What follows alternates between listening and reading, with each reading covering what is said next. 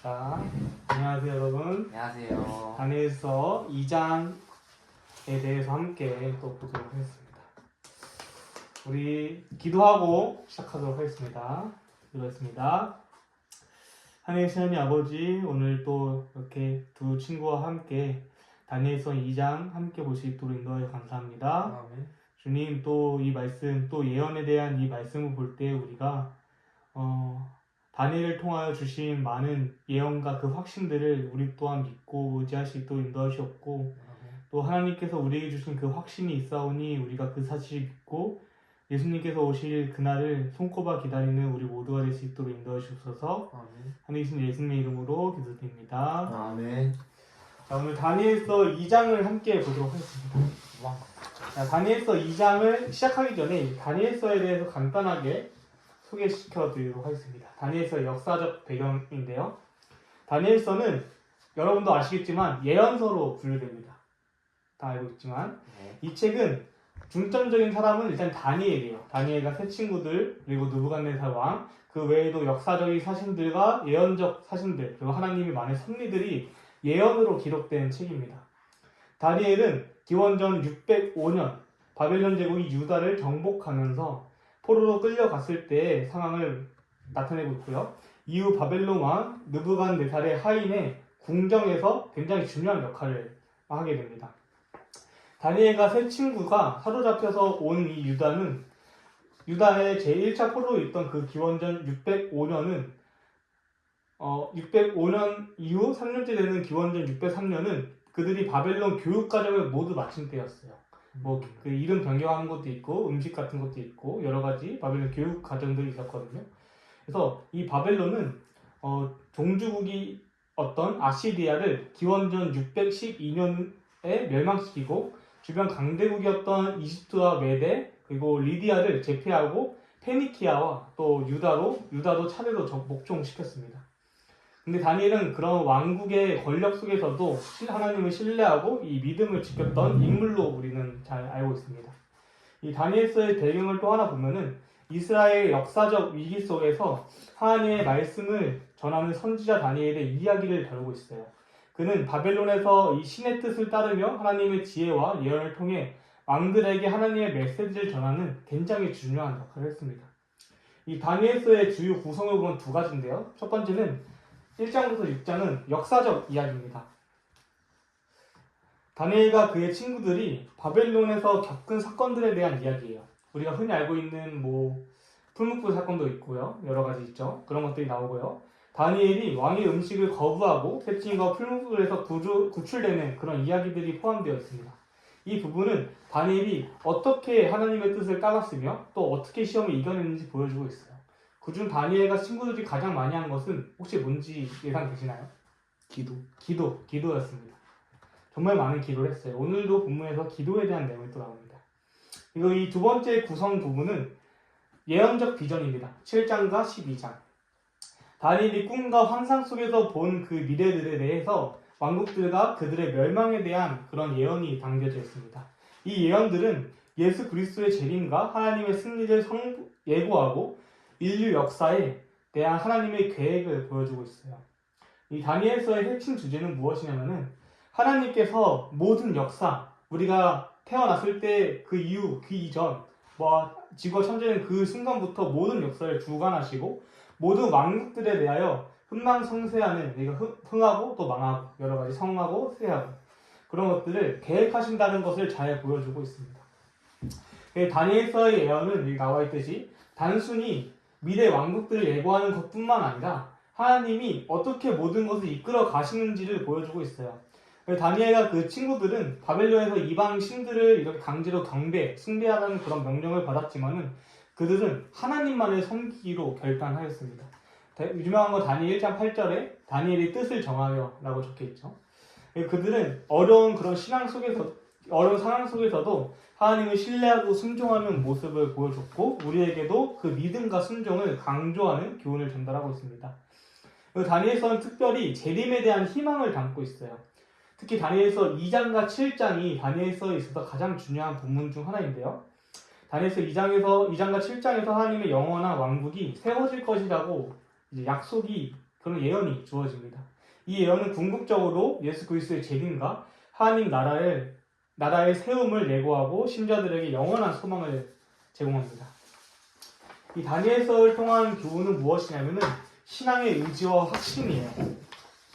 다니엘과 그의 친구들은 바벨론 제국에서 어려운 상황 속에서도 하나님을 향한 믿음을 결코 포기하지 않았습니다. 그들의 신앙은 우리가 믿음으로 결단하고 신뢰하며 살아가야 한다는 교훈을 주고 있어요. 다니엘서의 예언들은 하나님이 모든 일을 그분의 완벽한 계획과 타이밍을 맞춰서 이루어진다는 사실을 보여주고 있습니다. 우리는 그 계획들을 신뢰하고 때로는 기다려야 하며 이로 인하여 하나님의 뜻을 구하는 그 길을 함께 하여야 합니다. 우리 친구들이 다니엘 영성 캠프도 갔다 오고 맞죠? 그리고 특히 우리 토평교회에서는 매주 화요일마다 목사님과 함께하는 신학 프로젝트를 통해서 다니엘서를 많이 보았을 텐데 우리는 이제 이번 시간 그리고 다음 시간에는 다니엘서 7장을 볼 거고 오늘은 2장을 또 볼 거예요. 이제 본론으로 들어가서 다니엘서 2장에 대해서 보도록 하겠습니다. 다니엘서 2장은 정말 중요한 핵심 장이에요. 이 장에서는 느부갓네살 왕의 꿈을 다니엘이 해석하고 하나님이 역사 속에서 어떻게 주관하고 왕국들이 흥망하고 또 성세하는지 그리고 어떠한 영원한 왕국이 승리할 것인지 예고하고 있습니다. 이 예언은 후속 장들에서 더욱 구체적으로 예언들과 함께 연결되어 있는데 하나님의 계획이 어떻게 이루어질지에 대해서 이 장은 굉장히 중요한 그런 기초를 제공하고 있어요. 특히 이 예언은 신자들, 우리들에게 하나님의 주권과 재림에 대한 희망을 주며 결국 하나님의 나라가 영원히 지속될 것이라는 확신을 주고 있습니다. 그래서 다니엘서 2장을 시작할 건데 이제 느부갓네살의 예언적 꿈과 다니엘의 예언 사명이 이때 시작됩니다. 본격적으로. 함께 우리 읽도록 하겠습니다. 1장 1절로 3절. 자, 시작. 느부갓네살이 위에 있는지 연에 꿈을 꾸고 그로 인하여 마음이 번민하여 잠을 이루지 못한지라. 왕이 그 꿈을 자기에게 고하려 하고 명하여 박수와 술객과 점장이와 갈대아 술사를 부르시네. 그들이 들어와서 왕의 앞에 선지라. 왕이 그들에게 이르되 내가 꿈을 꾸고 그 꿈을 알고자 하여 마음이 번민하도다. 우리 느부갓네살 왕은 사실 이방 왕입니다. 우리가 알고 있듯이. 근데 왜 하나님께서는 그 첫 번째 이상을 다니엘에게 직접 꿈으로 준 것이 아니라 이방 왕인 느부갓네살을 통해 그 꿈을 해석하도록 했을까요? 다니엘 테스트 같은 걸 하려고. 다니엘 테스트 같은 걸 하려고. 우리 주영이 왜 다니엘에게 직접적으로 주지 않고 왕을 통해서 했을까요? 변할 기회를. 왕이? 좋습니다. 사실 이 꿈을 다니엘에게 직접적으로 전했으면 어떻게 되냐면 다니엘은 이때 당시에 신분이 뭐였다고 했죠? 포로였죠. 포로인 다니엘이 나중에 이제 예언에 대해서 쭉 보겠지만은 왕국의 멸망, 특히 느부갓네살이 왕으로 있던 그 바벨론의 멸망에 대해서 말을 한다. 포로가. 그랬으면 어떻게 됐을까요? 바로 역적이 된 거죠. 역적이 될 수밖에 없었습니다. 그렇지만 느부갓네살 왕이 그 꿈을 꾸고 다니엘이 만약에 그 꿈을 해석한다면은 하나님께서 느부갓네살이 하나님을 인정할 수밖에 없게 됩니다. 그래서 하나님의 살아계신 주권을 의미할 수 있도록 느부갓네살 왕에게 꿈을 주고 다니엘이 해석할 수 있도록 다 하나님이 설계하신 것이죠. 이때 당시에는 많은 사람들을 불렀어요. 4절에 보면은 이 갈대아 술사들이 아람 방황으로 왕에게 말하되 왕이여 만세수 하옵소서. 왕은 그 꿈을 종들에게 이르시며 우리가 해석하여 드리겠나이다. 이 번민하고 이 꿈을 꿨는데 생각이 안 나는 거야. 근데 너무 중요한 꿈인데 하나도 기억이 안 나. 그래서 너무 답답한 마음에 이 당시에 많은 전문가들을 불렀어요. 많은 전문가들, 보좌관들 그렇게 회의를 소집해서 모으고 그 자신이 잊어버린 그 꿈에 대해서 찾고 그 해석을 요청하였습니다. 근데 어떻게 됐을까요? 많은 이런 갈대아 이 점쟁이들, 술객들, 박수들이 있는데 지금으로 치면 무당 같은 느낌이라고 보면 돼요. 점술가들. 그들이 해석했을까요? 해석하지 못했습니다. 우리가 아무리 과학을 발전시킨다고 합시다. 인공지능이 막 나오고 이런 자율주행 차가 나오죠. 근데 그 과학을 아무리 발전시킨다고 해서 우리가 미래를 알 수 있나요? 아니요. 미래를 알 수 없어요. 이 느부갓네살에게 주어진 그 꿈은 무엇이냐면은 미래였어요. 아무리 이 당시에 뛰어난 사람들, 점술가들이 왔어도 그들은 미래를 알지 못했습니다. 그렇기 때문에 그때 불러온 사람들을 보면은 별을 보고 길흉이라고 해서 앞날을 예언하는 그런 점설술가도 있었고, 약사들도 있었고, 여러 고위 계층들, 꽤 유명하고 총명한 이들이 다 모여 있었습니다. 그러나 그들은 느부갓네살 왕의 꿈을 해석하지 못했어요. 우리 다니엘서 2장 4절로 10절을 성경책 보고 우리 은수랑 주영이가 2절씩 한번 읽어볼래? 4절로 10절. 4절 여기 4절로 10절. 2절씩. 2절씩이요? 했습니다. 갈대아 술사들이 아람 방언으로 왕에게 말하되 왕이여 만세수를 하옵소서. 아니 2절. 예? 어디? 4절 5절 읽는데. 왕은 그 꿈을 종들에게 이르시면 우리가 해석하여 드리겠나이다. 다 여기 5절. 아니 2절씩 읽어라. 두 절의 뜻을 뭐. 죄송합니다. 5절까지 읽어라 일단. 왕이 갈대아 술사에게 대답하여 잘 가로되 내가 명령을 내렸나니 너희가 만일 꿈과 그 해석을 나로 알게 하지 아니하면 너희 몸을 쪼갤 것이며 너희 집으로 걸음터를 삼을 것이요. 7절. 너희가 만일 꿈과 그 해석을 보이면 너희가 선물과 상과 그 큰 영광을 내게서 얻으리라. 그런즉 꿈과 그 해석을 내게 보이라. 그들이 다시 대답하여 가로되 청컨대 왕은 꿈을 종들에게 이르소서. 그리하시면 우리가 해석하여 드리겠나이다. 다음 은수가 8, 9절. 네. 왕이 대답하여 가로되 내가 분명히 아노라. 너희가 나의 명령이 내렸음을 보았으므로 시간을 천연하려 함이로다. 너희가 만일 이 꿈을 나로 알게 하지 아니하면 너희를 처치할 법이 오직 하나이니 이는 너희가 거짓말과 망령된 말을 내 앞에서 꾸며 말하여 때가 변하기를 기다리며 함이니라. 이제 그 꿈을 내게 알게 하라. 그리하면 너희가 그 해석도 보일 줄을 내가 알리라. 10절. 갈대아 습사들이 왕 앞에 대답하여 가로되 세상에는 왕의 그 일을 보일 자가 하나도 없으므로 크고 권력 있는 왕이 이런 것으로 박수에게나 술객에게나 갈대아 술사에게 물은 자가 절대로 있지 아니하였나이다. 자, 어떤 내용이에요? 4절로 10절의 내용이 이 왕이 꿈 해석해달라고 진짜 뭐 잘 나가는 유명한 다 불렀어. 네. 근데 어떻게 해석했습니까? 별로 해석 못했죠. 만약 그들에게 해석하면 뭐 준다 했어요? 큰 영광. 큰 선물, 무슨 큰 상급을 준다고 한 거죠. 네. 너네에게 내가 왕이니까 너네가 내 꿈을 해석하면은 내가 금은 보하던 뭐 다 주겠다 했어요. 근데 만약 꿈을 해석하지 못하면은 어떻게 됐을까 이 사람들은? 죽이고. 죽죠. 그래서 우리가 11절로 13절을 보면은 이렇게 되어 있습니다. 제가 읽어드릴게요. 왕의 물으신 것은 희한한 일이다. 정말 희한한 일이에요. 육체와 함께 거하지 않은 신들 외에는 왕 앞에 그것을 보일 자가 없나이다 합니다. 그러니까 신과 함께 있는 사람이 아니면 이 꿈을 해석할 수 아무도 없대요. 왜냐면 자기들도 못했거든. 왕이 이로 인하여 진노하여 통과하여 바벨론 모든 박사들을 다 멸하라 명령하였습니다. 왕이 명령을 내림에 박사들은 결국 죽게 되었고 당연히 그곳에 있던 다니엘과 그의 친구들 역시 죽을 위기에 빠진 것이죠. 이 일은 하나님 외에는 어떠한 인간도 할 수 없는 일을 요청받은 학자들과 보좌관들의 별명에 좌절하고 실망한 느부갓네살이 너무 화가 나서 다 죽여버려라, 다 처형하라 라는 명령을 내리게 됩니다. 그때 다니엘과 세 친구들 역시 처형할 것을 명하였어요. 만약 여러분들, 우리 은수랑 주영이가 다니엘 혹은 친구들이었어.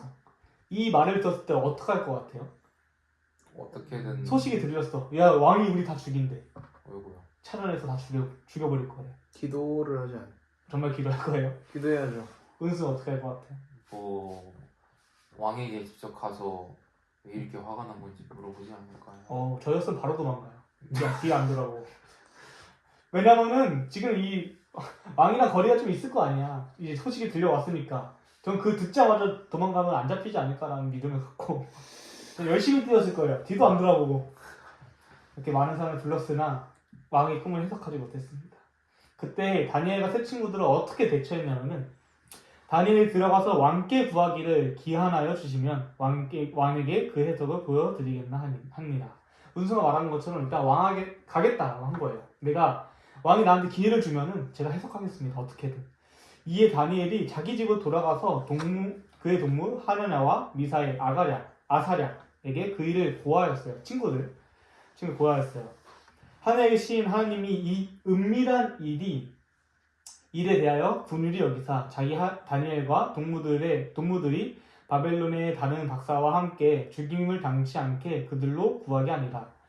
이에 이 은밀한 것이 밤의 이상으로 다니엘에게 나타나 보임에 다니엘이 하늘의 신 하나님을 찬송하니라. 다니엘은 이 심각한 일에 대해서 즉시 이해했습니다. 굉장히 머리가 좋았기 때문이에요. 그것은 위기가 아니라고 여겼어요. 신기한 것은 오히려 기회라고 느꼈습니다. 하나님의 권위와 그 주체를 바벨론에 선포할 수 있는 최고의 기회라고 여겼어요. 완전 기회주의자죠. 그리고 그들이 한 것은 무엇이냐면 주영이가 말한 것처럼 기도였어요. 기도했습니다. 다니엘과 이 세 친구들은 이 비상세타에 대해서 어떻게 하나님께서 개입하셔서 인간은 절대 할 수 없고 바벨론의 어떤 신들도 할 수 없는 일인 것을 깨닫고 하나님께서 하시도록 자신의 목숨을 걸고 기도한 겁니다. 그게 친구들이 한 것이었어요. 그러면 다니엘과 그 친구들의 그 목숨을 건 기도가 어떻게 됐을까요? 이루어졌을까요? 네. 이루어졌습니다. 열심히 기도했어요. 어떻게 기도했냐면 이렇게 적혀있어요. 다니엘이 말하여 가로되 영원 무궁히 하나님의 이름을 찬송할 것을 지혜와 권능이 그에게 있음이로다. 자기한테 없다는 거예요. 하나님한테 있대, 지혜가. 그는 때와 기한을 변하시며 왕들을 패하시고 왕들을 세우시며 지혜자에게 지혜를 주시고 지식자에게 총명을 주시는도다. 그는 깊고 은밀한 일을 나타내시고 어두운 데 있는 것을 아시며 또 빛이 그와 함께 있도다. 나의 열조의 하나님이여 주께서 이제 내게 지혜와 능력을 주시고 우리가 주께 구한 바 이를 내게 알게 하셨사오니 내가 주께 감사하고 주를 찬양하나이다. 곧 주께서 왕의 그 일을 내게 보이셨나이다 합니다. 기도했습니다. 근데 여기 이제 앞으로 나오겠지만 이 은밀한 일이라는 말이 많이 나와요. 굉장히. 그리고 장래에 있을 일 뭐 여기에 나오는데 이건 이따가 다시 언급하기로 하고 다니엘은 굉장히 머리가 좋은 사람이었음에도 불구하고 그 모든 지혜와 총명은 하나님께서 주신 것이라고 굳게 믿고 있었어요. 그리고 그랬을 때 하나님께서 다니엘에게 지혜와 능력을 주셨습니다. 그로 인하여 이 느부갓네살의 그 꿈을 다니엘에게 보여주셨어요. 왕의 그 일을 내게 보이셨나이다 하니라. 보이셨어요. 이거 이 느부갓네살에게 가기 위하여 바로 갈 수 없기 때문에 이리옥이라는 사람에게 갑니다. 이리옥은 누구냐면은 느부갓네살의 그 시위대 장관이에요. 장관. 굉장히 그 거리가 높았던 사람인 거죠. 이렇게 적혀있어요. 이에 다니엘이 왕이 바벨론 박사들 명하라 명한 이리옥에게 가서 이르매 그에게 이같이 이르되 바벨론 박사들을 멸하지 말고 나를 왕으로 인도하라. 왕 앞에 인도하라. 그래야 내가 그 해석을 하겠다 이거예요. PPT 안 넣네요. 이에 아리옥이 다니엘을 데리고 급히 왕 앞에 가서 고하였습니다. 내가 사로잡혀온 유다 자손 중 한 사람을 얻었나이다. 그가 해석을 왕께 아시게 하리이다. 왕이 대답하여 벨드사사리드만 다니엘에게 이르되 내가 얻은 꿈과 그 해석을 네가 능히 알게 하겠느냐라고 물었어요. 다니엘은 꿈을 하나님께 이렇게 보게 되었습니다. 근데 느부갓네살은 이미 실망한 거예요. 많은 사람들한테. 왜냐면 아무도 꿈을 해석하기 못했기 때문에. 그래서 느부갓네살이 다시 한번 물은 거예요. 너가 과연 이 꿈을 해석할 수 있어? 이거 나한테 알려줄 수 있어? 라고 물어본 겁니다. 이에 대해서 다니엘은 말합니다. 하나님께 보였기 때문이에요. 다니엘이 왕 앞에 대답하여 가로되 왕의 물으신 바 은밀한 것은 박사나 술객이나 박수나 점장이가 능히 왕께 보일 수 없으되 오직 은밀한 것을 나타내실 자는 하늘에 계신 하나님이시라. 그가 느부갓네살 왕의 후일에 될 일을 알게 하셨나이다. 왕의 꿈 곧 왕이 침상에서 내 속에 받은 이상은 이러하니라. 봐봐요. 은밀한 것. 왕에게 보여준 것은 미래에 대한 예언이었어요. 그렇기 때문에 이렇게 나와 적혀있죠. 후일에 될 일. 지금 당장 되는 게 아니에요. 후일에 될 일. 그것을 왕에게 은밀하게 보여줬다는 거예요. 왕이여, 왕이 신상에 나아가서 장래일을 생각하실 때 은밀한 것을 나타내시는 이가 장래일을 왕에게 알게 하셨사오며 내게 이 은밀한 것을 나타내심은 내 지혜가 다른 인생보다 나은 것이 아니다. 내가 나은 게 아니에요. 내가 이거 알게 된 게 내가 잘해서 내가 잘나서가 아니에요. 오직 그 해석을 왕에게 알려서 왕의 마음으로 생각하던 것을 왕으로 알게 하려 하심이니이다. 라고 말합니다. 그동안 이 일에 대해서 왜 아무도 해석할 수 없었냐면 아까도 말씀드렸지만은 이 일은 은밀한 것이기 때문이에요. 이 은밀한 일은 무엇이냐면은 후일에 일어날 일, 미래에 대한 예언이기 때문입니다. 다니엘은 이러한 일을 할 수 있는 사람이 유일한 분, 하나님에 계신 하나님의 아버지라는 것을 먼저 선포하였어요. 그리고 왕이 그것을 알게 하기 위하여 그토록 번민하고 있던 그 문제가 세상의 장래된 미래에 일어날 일임을 밝혔습니다. 다니엘은 이 일에 대하여 자신의 능력과 지혜로 해석한 것이 아니라 하나님께서 하신 일임을 분명히 밝혔어요. 이 후일에 될 일에 대해서 이제는 우리가 살펴보려고 합니다. 그래서 오직 은밀한 것을 나타내는 자는 하늘에 계신 하나님이시다. 그가 느부갓네살 왕에게 후일에 될 일을 알게 하셨나이다. 왕의 꿈 곧 왕이 침략해서 내 속으로 받은 이상은 이러하니라 라고 적혀있어요. 이 요한계시록도 예언서잖아요. 그죠? 요한계시록 1장 19절에 이렇게 적혀있는데 그러므로 내 본 것과 이제 있을 일과 장차 될 일을 기록하라. 앞으로 있을 일을 기록하라는 거예요.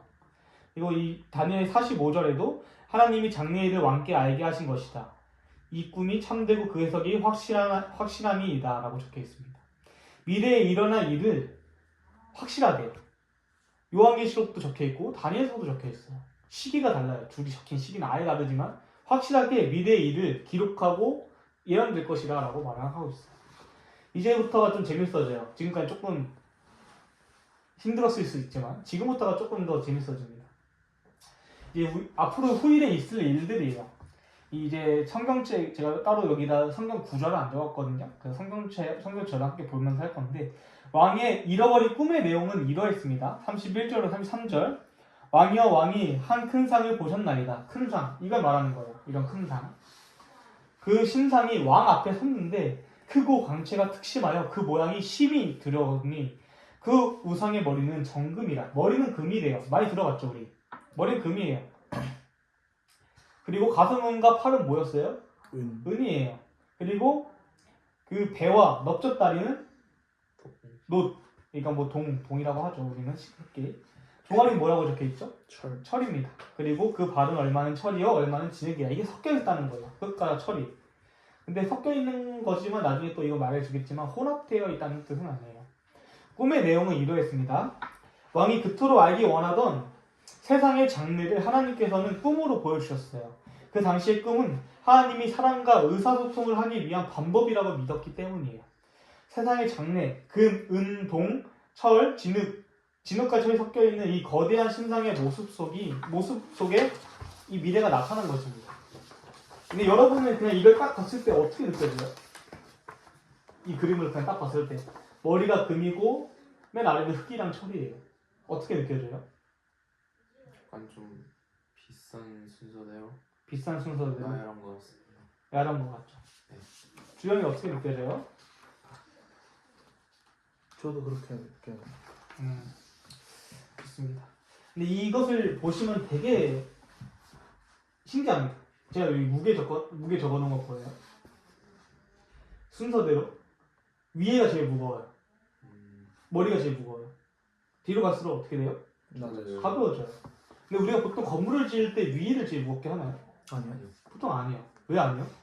무너지게 붕괴될 수 있어요. 기본적으로 건축적으로 봤을 때 그건 좋은 건축물이 아니에요. 뭐가 됐든. 머리가 제일 무거우면 결국 무너져요. 그죠? 당연한 거지만. 네. 보통은 제일 기초가 되는 바닥을 가장 무겁게 합니다. 그게 위로 올라갈수록 위에 가벼워도 아래에서 지켜주기 때문이에요. 근데 이 신상은 굉장히 신기하게도 위에가 무거웠습니다. 위에가 가장 값이 비싼 거였어요. 근데 이것은 후일에 될 일들을 예언하는 예언서잖아요. 이 일은 실제로 나라들이 멸망하는 순서대로 나열한 것입니다. 금인 바벨론, 은인 메데아 페르시아, 노신 동인 헬라, 철인 로마, 철과 흙은 열국입니다. 날짜 이 통치기한 적혀 있죠. 제가 이건 나중에 한 번 더 짚고 넘어가겠지만은 금이 먼저 망합니다. 그다음 은이 망했고 농이 망하고 철이 망하고 지금은 우리 12개 시대에 살고 있다고 적혀 있어요. 그래서 이것은 단순히 그냥 이미 다 끝난 이야기가 아니에요. 만약에 여기까지 철까지였으면 끝난 얘기지. AD 476년에. 근데 제가 적어놨죠. 476년 로마가 망하고 지금까지 예수님께서 아직 재림 안 하셨잖아요. 지금 이 순간까지 이 예언은 어떻게 된 것이냐면은 아직 진행되고 있다는 거예요. 성경에 보면은 333개의 예언이 있습니다. 그 중에 100 몇 개가 이미 예언이 성취됐어요. 다니엘서를 포함된 많은 예언들이. 나머지 200은 아직 성취되지 않은 예언들이에요. 우리가 아직 그 예언 속에 살고 있는 거예요. 그래서 우리가 다니엘서를 그래서 공부하는 것이 그만큼 중요합니다. 우리 금나라 바벨론 보도록 하겠습니다. 그래서 우리가 이 내용을 봤을 때 가장 여러분들에게 주고 싶은 메시지는 과연 저 그거잖아요. 성경 속 이야기가 누군가 그래 허구 이야기 아니야? 다 지어낸 얘기 아니야? 이렇게 여겨요. 그죠? 그렇게 느낀 적 혹시 없어요? 저 있었는데 학생 때 이거 뭐 성경 속 얘기 뭐 소설 얘기 아니야? 누가 지어낸 얘기 아니야? 라고 여길 수 있어요. 근데 놀라운 사실은 다니엘서를 보면 아시겠지만은 이 모든 예언들은 실제로 역사적으로 일어난 일들이에요. 근데 제일 놀라운 건 뭐냐면은 다니엘은 이때 안 살았어요. 그죠? 바벨론 이때만 살았죠. 그 이유는 다니엘 죽었잖아요.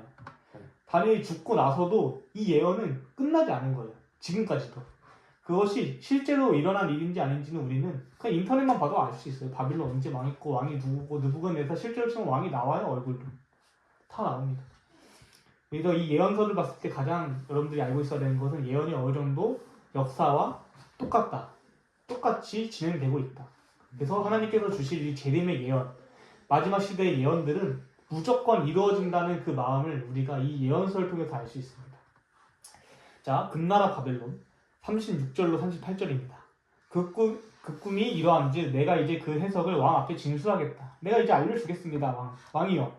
왕은 열왕의 왕이시다. 하나님이 그 나라와 건세와 능력과 영광을 왕에게 주셨고 인생들과 들 짐승과 공중의 새들 어느 곳에 있는 것을 물어나고 막론하고 그것들을 왕의 손에 붙이사 다 다스리게 하셨으니 왕은 곧 그 금머리입니다. 라고 적혀 있습니다. 이 선지자 다니엘이 본 신상의 금머리는 느부갓네살 왕으로 대표되는 바벨론으로 해석하고 있습니다. 실제로 기원전 18세기 아모리 왕 함무라비 대왕이라고 들어보셨어요 혹시? 아니요, 처음. 자, 아모리 왕 18세기면은 기원 전이니까 엄청 옛날이죠.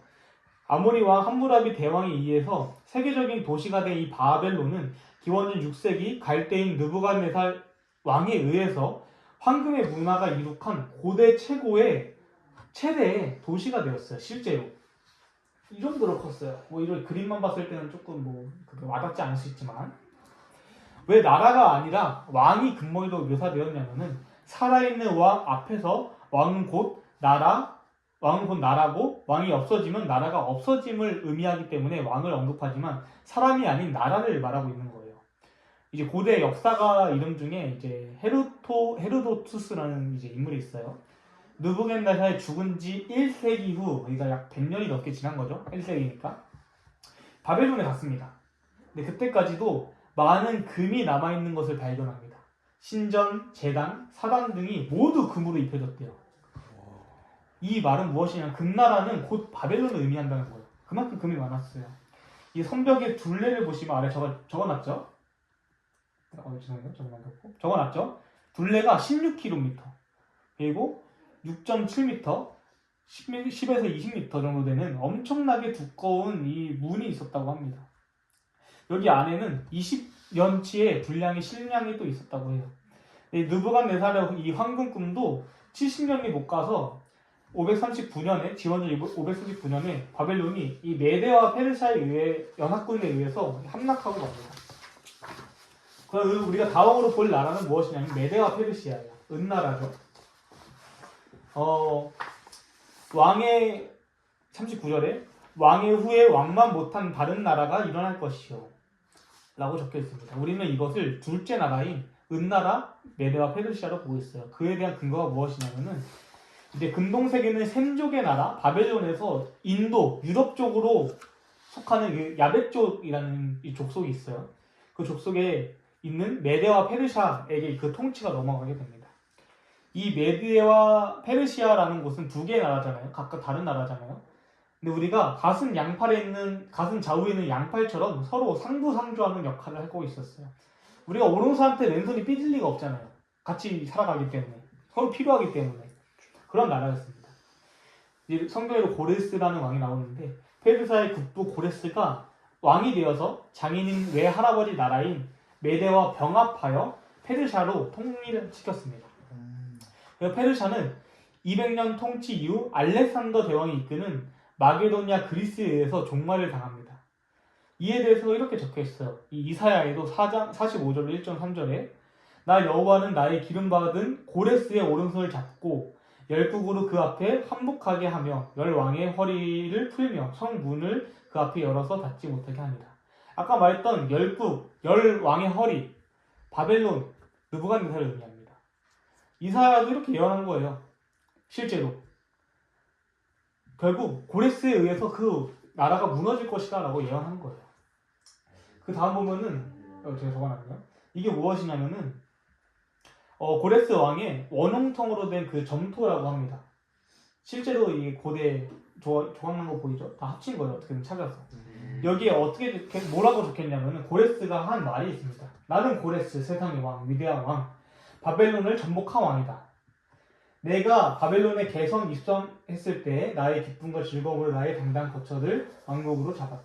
이게 언제 적혀 있었다고요? 기원전 539년 10월 13일. 이때가 고레스가 바벨론을 정복했을 때예요. 정복하고 점토에 적은 거예요. 실제로 있는 거예요. 이거는 인터넷 맞춰 다 나와요. 실제로 있는 거. 절대 거짓된 내용이 아니라는 거죠. 성경 속에 있는 모든 이론은.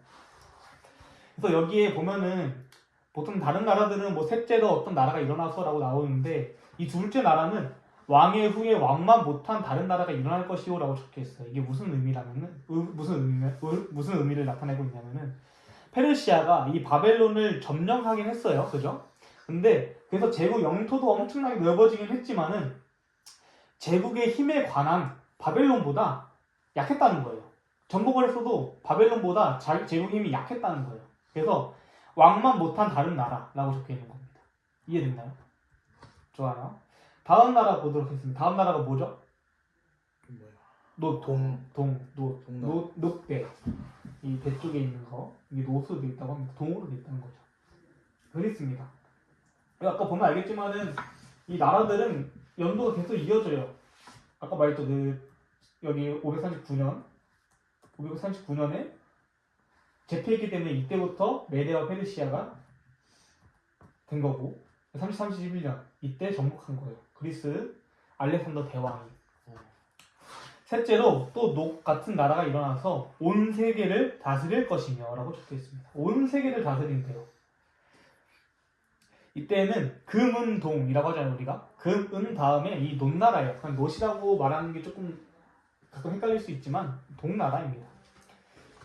금은동 다음 동나라는 그리스를 의미하고 있어요. 이 그리스는 기원전 331년부터 168년까지 이제 통치하던 나라예요. 헬라 반도 북방에 마케도냐라는 곳, 마케도냐 들어봤죠? 뭐 어디선가. 네. 마케도냐에 의해서 통일을 이룩한 그리스는 알렉산더 대왕의 세계 제패의 그 젊은 꿈을 불태웠어요. 알렉산더 대왕은 헬라 문명의 화신이 되었습니다. 우리가 흔히 말하는 뭐 헬레니즘 이런 거예요. 그리스의 청동 문화를 이때의 세상에 용해시켰습니다. 예언대로 그리스가 온 나라를 다스렸어요. 이때 당시에는 온 세계를. 알렉산더 대왕도 아까 말했지만은 다 나와요. 실제 있었던 인물이기 때문에 다 나와요. 알렉산더 대왕은 유대 기독교주의와 대응되는 주의로 언제나 인간 세계의 사상을 지배했던 사상을 이제 헬레니즘이라고 해요. 진짜 오래된 헬레니즘 사상이 있거든요. 그때가 가장 종교적 암흑기가 또 있었습니다. 그러나 이 알렉산더 대왕은 불운하게도 33세의 나이에 습지열이라는 병에 걸려서 요절하게 됩니다. 죽었어요. 이후 마케도니아가 이탈리아 반도에서 일어난 신흥 민족인 라틴 민족 그 나라 라틴 민족은 로마를 의미하거든요. 그 로마로 인하여 패망함으로써 종말을 당하게 됩니다. 네 번째 나라는 철의 나라 로마예요. 자, BC 168년부터 이제 AD로 넘어옵니다. 기어 후예요. 476년까지. 넷째 나라는 강하기가 철 같으리며 철은 모든 물건을 부서뜨리고 이는 것이다. 철이 모든 것을 부수는 것 같이 그 나라가 문 나라를 부서뜨리고 빠을 것이며 라고 적혀 있습니다. 이 넷째 나라의 특징이 4개가 있습니다. 한번 읽어볼까요? 첫 번째, 강하다. 강하다. 두 번째, 철같다. 철같다. 세 번째, 부서뜨리다. 그리고 네 번째, 빠를 것이다. 빠을 것이다 라고 적혀 있습니다. 넷째 나라의 특징은 첫 번째로 강하고 철같고 부서뜨리고 빠을 것이라고 적혀 있어요. 이탈리아 반도를 발판으로 지중해 세계에 새로운 주인이 된 라틴 민족의 나라인 로마 제국은 철의 제국이라는 별명이 있어요. 실제로 이거 안 들어봤어요? 로마? 로마 하면 철이 제일 유명하지 않아요? 그 투구나 그죠? 네, 무투를 좋아하고 그런 격투를 좋아하고 투쟁을 좋아하던 나라였어요. 이 로마는 굉장히 오랫동안 그래도 유지했어요. 보면 알겠지만 대략 500년 가까이, 500년 이상을 무적의 대제국으로 군림하였습니다. 로마 제국은 영국과 북해, 사하라 사막까지 뻗었어요. 진짜 엄청나게 거의 영토를 거의 다 장악한 거예요. 다음 페이지 보면은 이는 다니엘서 7장과 연결되어 있습니다. 이 다니엘서 7장 7절 우리가 다음 시간에 볼 거라고 했죠. 7장 7절 여기 적어놨죠. 제가 읽어드릴게요. 내가 밤 이상 가운데 그 다음에 본 넷째 짐승은 무섭고 놀라우며 또 극히 강하며 또 큰 처리가 있어서 먹고 부서뜨리며 나머지는 발로 밟았으며. 이 다니엘서 7장은 여러분들도 기억하시겠지만은 짐승에 대해서 나와요. 근데 그 짐승은 또 다니엘서 2장에 있는 나라들과 연관이 되어 있습니다. 이건 봐도 알겠잖아요. 넷째 짐승은 엄청 무섭고 놀랍고 강하대, 그리고 철로 이루어져 있고 먹고 부서뜨리고 발로 밟았다고 합니다. 똑같잖아요. 강하고 철 같고 부서뜨리고 밟다. 다 예언되어 있는 말입니다. 이 2장과 7절은 사실 같이 보는 게 제일 좋아요. 근데 우리가 다음 시간 7장을 볼 거기 때문에 따로 오늘은 많이 자세하게 다루지 않고요. 근데 이 로마의 나라도 영원할 것 같잖아요, 사실. 근데 영원한 건 또 없어요, 그죠? 영원할 줄 알았던 그 로마는 4세기 후반에 시작된 북방의 게르만 민족의 대이동으로 인하여 들어봤어요? 약간 호응이 있는데 게르만 민족 들어본 적 있어. 그죠? 게르만 민족이 약 2,000마일을 로마의 국건선으로 이제 이동하였어요. 그래서 힘없이 무너져 버렸어요. 로마가 결국 게르만 민족에 의해서. 그래서 기원후 476년이 되는 그 됐을 때 로마는 영원할 줄 알았던 그 천나라 로마는 어이없게 넘어지고 맙니다. 또 이제 이후로 절대 통일될 수 없는 사분 5열의 열국시대가 찾아왔습니다. 우리가 마지막으로 볼 나라거든요. 철과 같은 넷째 나라 후에 어떠한 역사가 전개되는가. 이제 다니엘서 2장 41절 42절에 이렇게 적혀 있습니다. 왕께서 그 발과 발가락이 얼마는 토기장이의 진흙이요 얼마는 철인 것을 보셨은즉 그 나라가 나을 것이며 왕께서 철과 진흙이 섞인 것을 보셨은즉 그 나라가 철에 든든함이 있을 것이나 그 발가락이 얼마는 철이요 얼마는 진흙인지 그 나라가 얼마는 든든하고 얼마는 부서질 만한 것이며 라고 적혀 있습니다. 이 신기하지 않아요? 발가락은 두 가지가 섞였어요. 뭐랑 뭐요? 철과 진흙입니다. 철과 진흙. 이것도 굉장히 중요한 말씀이에요. 이것을 우리가 열국시대라고 합니다. 10개의 국가시대라는 것이죠. 이것은 서기 476년 이후 그럼 언제까지? 지금까지 계속 이어지고 있는 예언이라는 거예요. 이 476년에 헤룰리라는 이제 용병 대장이 있었어요. 헤룰리라는 나라의 용병 대장이 아도아케르에 의해서 서로마가 멸망하면서 정확히 10나라로 쪼개졌어요. 진짜 정확하게. 그리고 다시는 통일이 될 수 없는 철과 진흙이 혼합된 발과 발가락 시대가 시작됨을 예언하였습니다. 유럽의 역사에서 제국시대는 끝났고 서글줄 없이 열국시대로 넘어온 거예요. 자, 이거 한번 보시겠어요? 자, 우리가 여기 보면은 이게 열국 나라들입니다. 당시에 여기 적혀있죠. 여기도 게르만족의 부족 이름 알레마니, 프랑크. 이 프랑크는 어딘 것 같아요? 지금으로 치면 프랑스. 이건 좀 쉽죠? 부르군디, 스웨르, 반달, 서고트도 많이 들어봤을 것 같은데. 네, 서고트 많이 들어봤어요. 그죠? 그리고 앵글로색슨, 동고트, 서고트, 동고트, 롬바르도 뭐 축구 좋아하는 사람 많이 알던데. 그죠? 그 롬바르디 FC. 다른 얘기지만 헤블리 이렇게 있습니다. 그게 지금으로 치면 어떤 나라였냐면 독일, 프랑스, 스위스, 포르투갈, 아프리카, 스페인, 브리트, 영국, 이탈리아입니다. 그래서 이 나라들은 정말 신기한 게도 우리가 아까 말씀드렸던 것 중에 하나가 기억하실지 모르겠지만은 얼마는 41조 한번 보세요, 여러분. 41조 어디 있어요? 1조. 자 보세요. 얼마는 튼튼하고 얼마는 부서질 만하며 마지막에 적혀있죠. 그러니까 이 10국의 나라가 몇 개는 든든하고 몇 개는 부서질 것이라고 적혀있어요. 근데 예언대로 놀랍게도 이 프랑크 서고트 앵글로색슨들의 강한 나라는 성장하였습니다. 그래서 그 나라는 정말 든든하고 튼튼하게 되었습니다. 근데 반면에 얼마는 부서질 것이라는 그 예언처럼 동고트와 반달, 헤졸리 등의 나라들은 기반을 이루지 못하고 결국 부서졌습니다. 진흙과 철로 이루어진 10발가락 시대의 특징과 역사적 예언은 이러하였습니다. 43절 한번 보면 이렇게 적혀있죠. 왕께서 철과 진흙이 섞인 것을 보셨은즉 그들이 다른 인종과 터로 섞일 것이나 피차에 합하지 아니함이 철과 진흙이 합하지 아니함과 같은 이로다 라고 적혀있습니다. 이제 왕이 철과 진흙이 섞였는데 보면은 다른 인종이 서로 섞일 거예요. 놀랍게도 인종이 섞일 것이라는 예언이 되어 있습니다. 지금도 보면은 이탈리아에 가면 흑인 있어요, 그죠? 영국에 가도 흑인 있어요. 인종은 섞였어요. 포르투갈 라틴인데도 백인도 있고 그러죠. 다 있어요. 근데 섞일 것이나 합하지 아니한다고 적혀 있어요. 이게 무슨 의미인지 한번 보도록 할 건데, 무슨 의미인 것 같아요, 이게? 여러 민족이 섞여 있는데 합하진 않는데 절대 합할 일은 없대. 서로 가치관이 달라져. 서로 종을 따진다. 종을 따진다.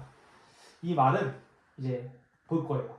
합하려는 여러 가지 시도가 있어요. 이 여기서 말하는 합하다는 말 그대로 한 나라가 되는 거예요. 한 나라. 대한민국과 북한 이런 사이가 아닙니다. 진짜 완벽한 한 나라가 되는 거예요. 여러 시도가 있었어요. 제가 시도를 다 찾아봤습니다. 로마 제국은 아까 말씀드렸지만은 여러 나라들을 식민지로 삼으면서 하나가 되었잖아요. 정확히는 뭐 강탈한 거지만 어떻게 보면. 근데 로마 제국 이후에 성경의 예언처럼 절대 합하지 않을 것이라고 되어 있어요. 유럽이 절대. 유럽이 통일되면 이건 다시는 없을 것이라는 예언이 언제부터? 476년부터 주어진 거예요. 지금까지도 이루어졌고. 자, 실제로 유럽은 혈통이 섞인 이런 게르만족의 그 피가 섞여 있어서 결혼을 통해서 서로 피가 이루어진 나라라고 적혀 있는 거예요. 여러 나라들이 있으니까. 근데 나라들은 이전과 같이 하나로 연합된 나라는 전혀 없어요. 첫 번째로 신성 로마에 산란한 대제가 있었습니다. 실패했어요. 스페인 찰스 5세에 하나의 정부, 하나의 종교를 외치며 종교개혁을 짓눌렀어요. 실패했어요. 뒤로 갈수록 여러분들이 아는 게 나올 거예요. 프랑스 루이 14세 태양왕을 자임하며 지문국 국가 선언, 절대 왕권과 행사를 하면서 네덜란드, 스페인, 신성 로마를 굴복시켰으나 결국 하나가 되지 못했습니다. 그 다음 프랑스 나폴레옹 많이 들어봤죠. 나폴레옹은 5년 안에 나는 세계의 주인이 될 것이다. 온 유럽이 하나가 될 것이다. 하나의 머리, 내가 머리가 되겠다라고 했어요. 곧 하나의 황제 아래 있게 될 때까지는 유럽이 결코 평화가 없을 것이다 라고 했으나 실패했어요. 그죠? 이 엄청난 세력을 꺾은 주요 세력은 누구였냐면은 토마스 아놀드 근대사 강의를 보면 알 수 있는데 유럽 통일이 안 된 이유는 나폴레옹이 이렇게 말했어요. 나는 전능하신 하나님을 감당할 수 없었다 라고 적혀 있습니다. 아까 다니엘스 말한 대로 피차에 합하지 아니합니다. 나폴레옹은 굉장히 어떻게 보면 그래도 좀 합할 뻔 했는데 실패한 거예요. 그리고 다시 인정한 거예요. 난 하나님을 이길 수 없다. 하나님의 말씀처럼 합할 수가 없었다 라는 거예요. 실패한 거예요. 독일 빌헬름 실패했고요. 우리가 흔히 아는 히틀러도 했었죠. 온 나라를 다스리려고. 근데 섞일 수 있으나 합할 수 없다는 말을 보여주는 것이 성경의 예언입니다. 이제 19세기 초에 프랑스가 다스리던 하나의 유럽을 목표로 1차 대전을 일으킨 빌헬름 2세, 그 2차 대전을 일으킨 히틀러의 살기 든든한 꿈도 모두 예언처럼 이루어지지 않았습니다. 이거 우리가 진짜 알 수 있는 거잖아요. 그죠? 이렇게 돼서 뭐 유럽이 하나가 됐습니까? 아니죠. 안 됐어요. 성경의 예언처럼.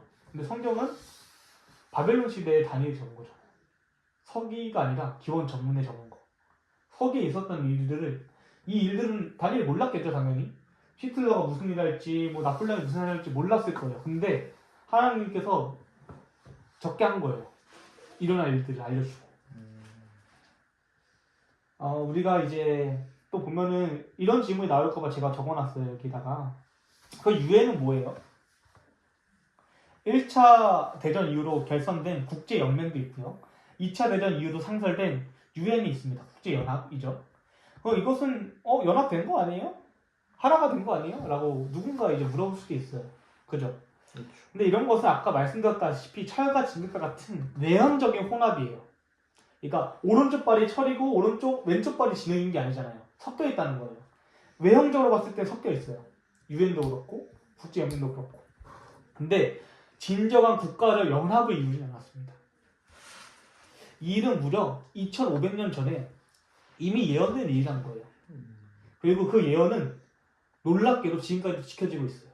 만에 하나 유럽이 통일이 됐으면, 연합이 되었고 하나가 되었으면 성경이 잘못된 거죠. 틀린 게 된 거였어요. 근데 2500년이 지났으나 한 번도 유럽은 통일되지 않았습니다. 예언처럼. 그래서 마지막 시대에는 어떤 사건이 있을 것인가에 대해서 이렇게 적혀 있습니다. 또 왕이 보신즉 사람의 손으로 아니하고 뜨인 돌이 신상과 철과 진흙에 발을 쳐서 부서뜨리네. 때에 철과 진흙과 녹과 은과 금이 다 부서져 여름 타작의 마당에 겨같이 되어 바람이 불려간 곳이 없었고 우상을 친 돌은 세상을 이루어 온 세계에 가득하였었나이다. 45절에 이거 다니엘서 2장 45절이에요. 왕이 사람의 손을 아니하고 뜨인 돌이 철과 녹과 진흙과 은과 금을 부서뜨린 것을 보신 것은 크신 하나님의 장래일을 왕께 알게 하신 것이다. 이 꿈이 참되고 이 해석이 확실하니이다. 라고 적혀있어요. 자, 돌이 의미하는 것은 무엇이냐면 이 베드로전서에 나와 있습니다. 사람에게는 버림바 되었으나 하나님께는 택하심을 입은 보배로운 산 돌이신 누구께? 예수에게 그 돌이 의미하는 건 누구예요? 예수님이에요. 예수님. 그래서 우리는 이 마지막 돌에 대한 나라로 돌나라 하나님의 왕국을 보고 있는 거예요. 하나님의 왕국은 무엇이냐면 재림. 재림이 됐을 때 여기 적혀 있잖아요. 뜨인 돌이 와서 은과 녹과 철과 진흙과 뭐 이런 금은동철 다 흙까지 다 부서진대요. 35절에 적혀 있죠. 그리고 다 사라진대요. 바람에 불어서 다 사라지고 그 돌이 태산을 이루어서 세상에 가득해질 거예요. 그것은 예수님의 재림의 순간을 의미합니다. 혹시 여러분들은 우리가 생각하는 세상의 끝이 뭐라고 생각해요? 세상의 종말. 인류의 멸망. 어떻게 될 것 같아요? 인류는 어떻게 멸망될 것 같아요? 왠지 백악기 시대처럼 화산 폭발? 아니면 또 다른 자연재해. 자연재해로 인류가 멸망하지 않을까 생각합니다. 전염병. 오, 제가 예상한다고는 아니었는데 저는 이렇게 생각했어요. 저도 그렇지만 많은 사람이 느낀 것은 이게 뭐 같아요? 핵이죠. 핵. 흔히 아, 말하는 정쟁이에요. 핵전쟁. 막말로 지금 핵 하나만 터지면 어떻게 돼요? 다 죽어요. 근데 우리가 흔히 생각하는 인류의 멸망은 뭐 전염병이 될 수도 있고 뭐 화산 폭발 같은 자연재해가 될 수 있겠지만은 제일 현실적인 건 무엇이냐면 전쟁이에요. 핵전쟁. 옛날 같은 전쟁이 아니에요.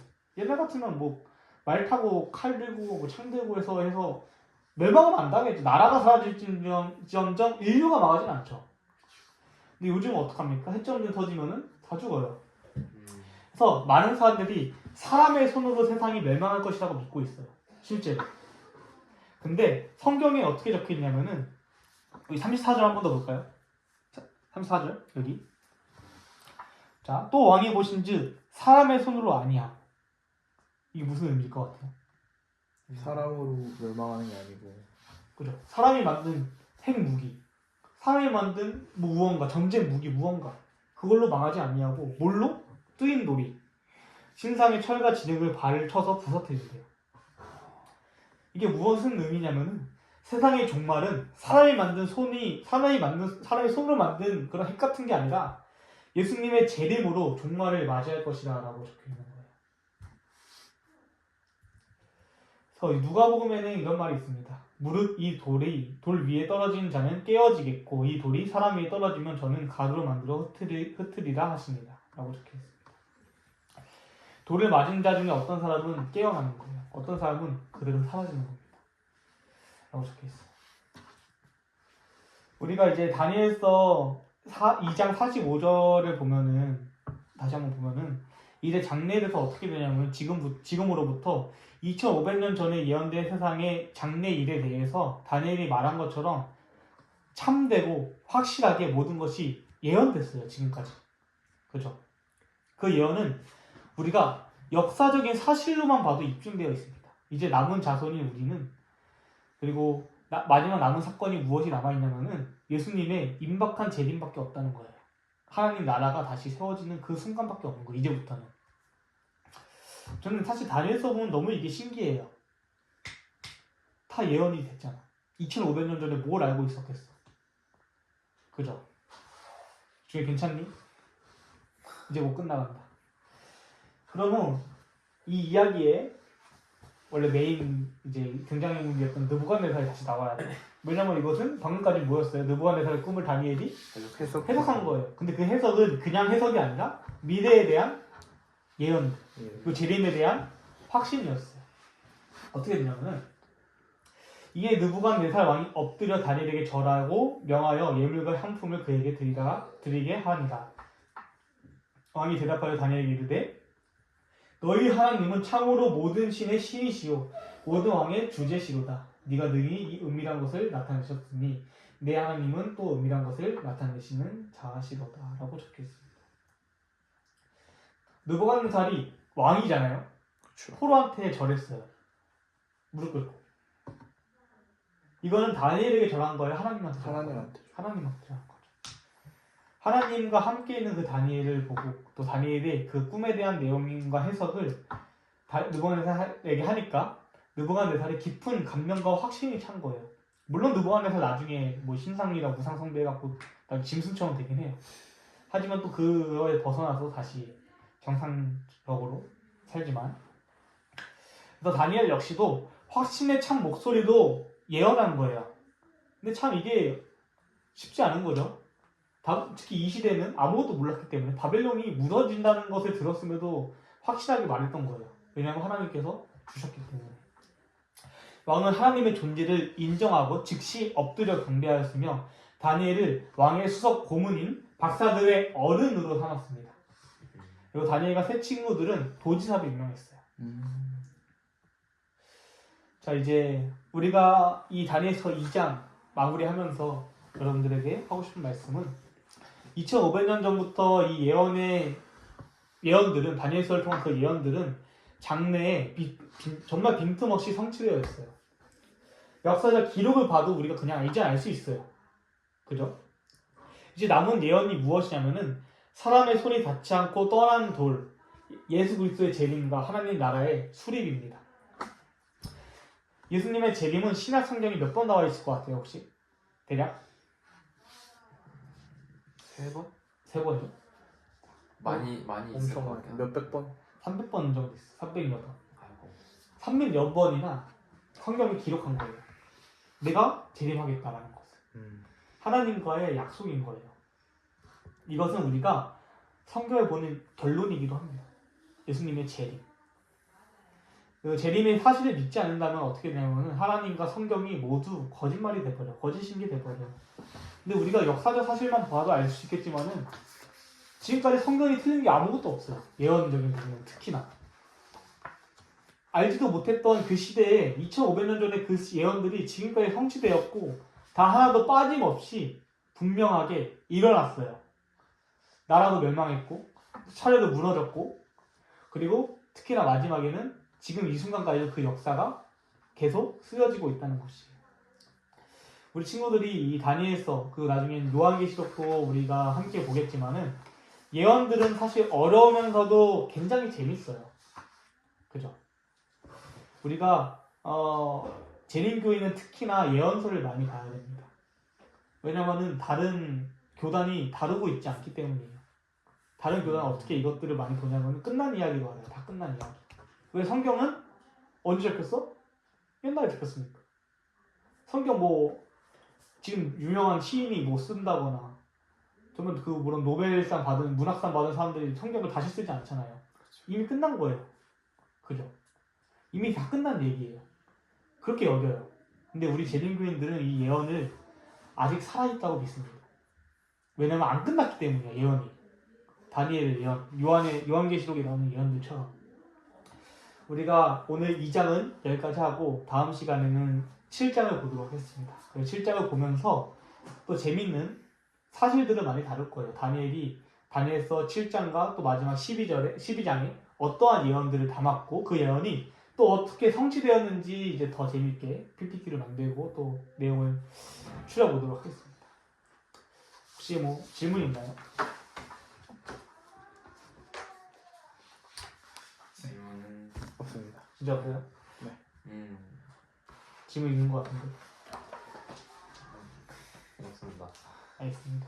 질문 있으면 또 언제든지 해주시고 자 기도하고 마무리하도록 하겠습니다. 기도하겠습니다. 하늘에 계신 하나님 아버지, 오늘 또 이렇게 은수와 주영이와 함께 다니엘서 2장을 볼 수 있도록 인도하셔서 감사합니다. 아멘. 주님, 우리가 다니엘과 새 친구들처럼 정말 내 목숨이 위태롭고 혹여나 그 목숨을 건 그 순간이 오더라도 하나님의 말씀과 하나님께서 주신 능력과 지혜를 우리가 믿고 의지하여 우리가 목숨을 건 기도를 통하여 하나님의 그 기회를 놓치지 않도록 인도하시옵소서. 또 많은 예언들이 성취되었고 또 많은 예언들은 아직 성취되지 않았습니다. 그러나 그 예언 중에는 단 하나도 틀린 것이 없습니다. 우리가 그것을 믿고 의지함으로써 마지막 시대가 다가올수록 또 예수님의 재림이 다가올수록 우리가 믿음의 확신을 가지고 이 세상 살아갈 수 있도록 인도하시옵소서. 또 다음 이 시간 올 때까지 우리가 하나님 품 안에서 건강하고 또 올바르게 살아갈 수 있도록 인도하시옵기를 하늘이신 예수님의 이름으로 기도드립니다. 네. 감사합니다.